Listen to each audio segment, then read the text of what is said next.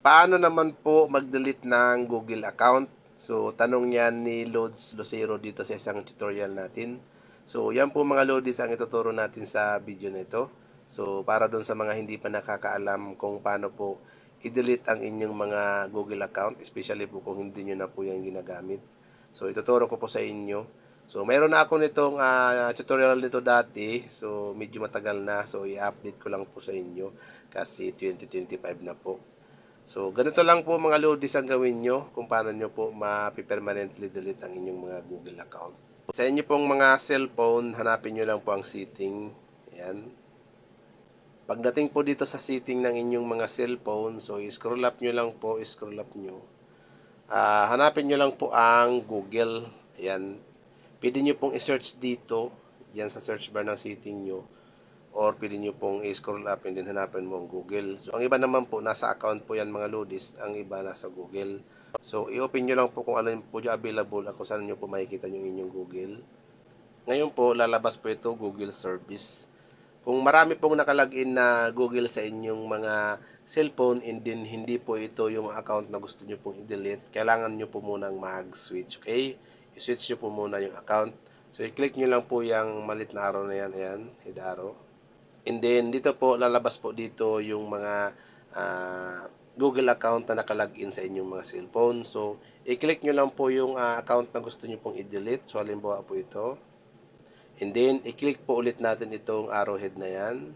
Ngayon, i-click na po natin itong manage your Google account. And then, pagdating po natin dito sa ating mga Google account, i-click lang po natin itong data in privacy.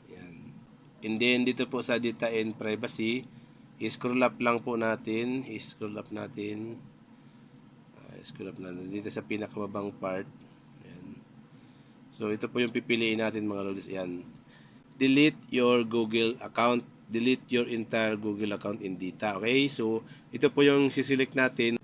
Ngayon, kung may verification po mga lodis, so ilagay nyo lang po yung verification ng inyong account.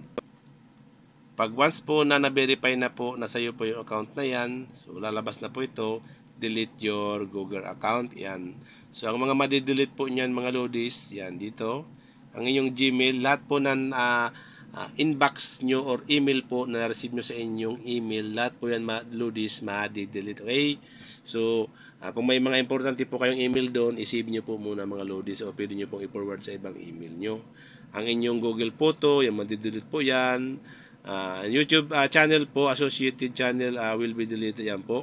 Kung may YouTube channel po, pwedeng madidelete din po ito mga lodis kung ang gamit nyo po ay Google account calendar, contact na nakasave sa Google account.